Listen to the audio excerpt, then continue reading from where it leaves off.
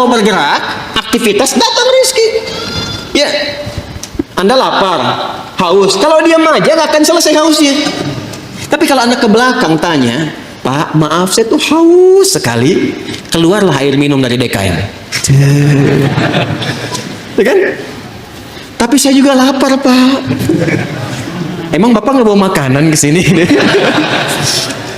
Enggak, keluarlah kemudian makanan. Jadi kalau kita mau bergerak, ada itu rezeki.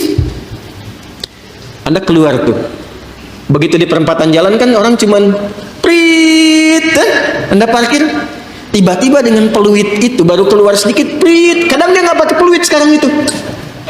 Mundur, balas kiri, gitu kan? Kita tanya kenapa emang yang kanan kan sudah dibalas sama yang kiri. Balas kiri, balas jalan. Dengan kalimat gitu aja Anda mengeluarkan uang kan? Kasih oleh Anda 2.000, makasih Pak. Kasih 5.000, makasih Om. Ya, udah pindah tuh. Kasih 10.000, makasih Bos, gitu kan? Ya kan? Terbayang ya? Jadi kalau kita mau bergerak, sebetulnya rezeki itu turun. Hanya nanti ada yang diakumulasikan, ada yang diberikan seketika.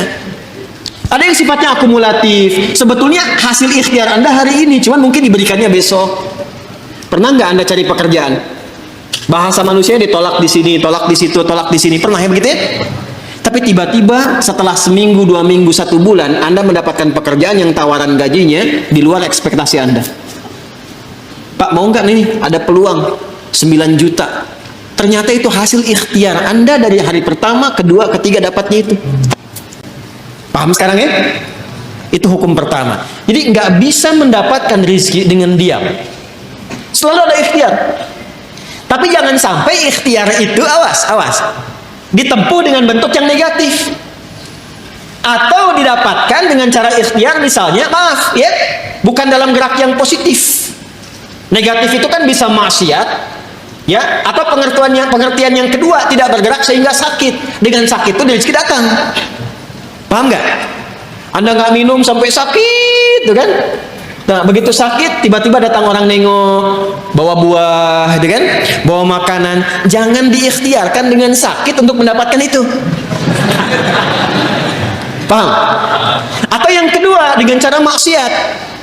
Seseorang menempuh maksiat, menempuh cara yang tidak dibenarkan, yang menimbulkan persoalan. Sesuatu yang menimbulkan persoalan, kemudian persoalan itu bisa diurai sehingga lurus kembali, keadaan yang lurus benar, nggak ada soalnya, itu disebut dengan halal namanya. Dari kata ahalla yuhillu. Kata ahalla dari kata halla. Orang Arab kalau mengatakan hillul muskilah, artinya atau hillul ahbal, benang yang kusut bisa diurai lagi sehingga dia menjadi lurus. Sesuatu yang lurus yang tidak ada persoalannya disebut dengan halal namanya. Jelas? Nah, maka ketika Anda menempuh mencari rezeki ini, carilah yang lurus-lurus saja. Cari yang lurus, jangan cari sesuatu yang membuat kehidupan Anda jadi kusut. Karena itu segala bentuk pintu yang mengantarkan pada kekusutan hidup, yang memungkinkan Anda menjadikan hidup bermasalah, dilarang oleh Allah. Jangan lakukan ini, jangan kerjakan ini. Lawan dari sesuatu yang lurus, yang larangannya ditampilkan sehingga mencegah kita dari kesulitan, disebut haram namanya. Karena itu dihadirkan lawan halal itu dengan haram. Halal pada asalnya menunjuk pada keadaan lurusnya, sedangkan haram hukum pencegahannya. Saking sayangnya Allah kepada kita, saya inginkan hidupmu itu lurus, jangan ada masalah. Jangan sampai kamu bapaknya yang korupsi, anaknya yang dibully. Jangan sampai bapaknya yang bermasalah, anaknya yang di sekolah yang diserang oleh teman-temannya. Anak SD diteriaki, bapak kamu koruptor ya, bapak kamu koruptor ya. Apa Anda tega melihat anak Anda bermasalah di sekolahnya hanya karena perbuatan bapaknya? Tuh. Maka kata Allah yang lurus-lurus saja. Gak usah menipu, gak usah korupsi, gak usah nyogok, lurus aja. Kan tadi tahu rezekinya sudah ditentukan, gak akan tertukar. Besok meninggal juga kok. Mau meninggal besok? Paham gak? Paham sampai sini ya? Nah, kalau sudah paham, kalau sudah dapat yang itu, cari yang baik-baik untuk tubuh kita. Tadi jangan sampai mendapatkan sesuatu, betul cara dapatnya halal, cuman mengonsumsi yang lain yang kira-kira nggak sehat untuk tubuh. Dapat harta dengan halal, beli durian, Durennya bagus, tapi kalau makan duren 100 biji kan masalah. Maka idealnya dapatkan dengan cara yang benar, konsumsi dengan cara yang menyehatkan. Cara yang menyehatkan itu bahasa Arabnya thayyib, dari kata tabba, ya kan? Orang yang berkontribusi membantu supaya sehat disebut tabib, bahasa kitanya dokter. Maka Allah tegaskan supaya kita nggak banyak nanya lagi, kulu mimma fil ardi halalan thayyiban. Itu maksudnya halalan thayyiban.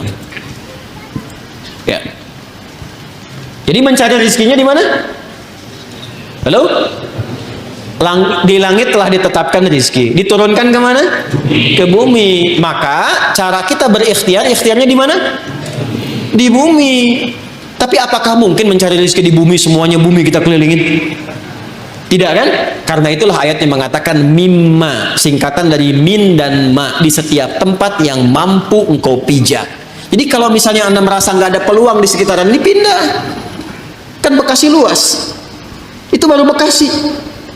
Nggak ada di PTM pindah PJS, nggak ada PJS pindah Greenview, nggak ada di sini pindah Pekayon. Pekayon aja masih luas. Nggak ada di selatan pindah utara. Nggak ada utara, pindah timur, kan? Nggak ada di timur, pindah dari kota ke kabupaten Bekasi. Nggak ada di situ, geser, pindah Depok. Nggak ada Depok, pindah. Banyak sekali tempat bisa dipijak. Jangan jadikan alasan ketika nggak menemukan di satu tempat Anda berbuat maksiat. Bukan Anda di sana maksudnya, ya. Ini contoh aja umum. Jangan jadi alasan kalau Anda tidak mendapatkan di satu tempat, jangan jadikan pijakan itu untuk berbuat maksiat. Aduh, udah sekarang susah Ustaz jadi yang halal, itu aja yang haram susah. Kenapa sih harus selalu banyak alasan?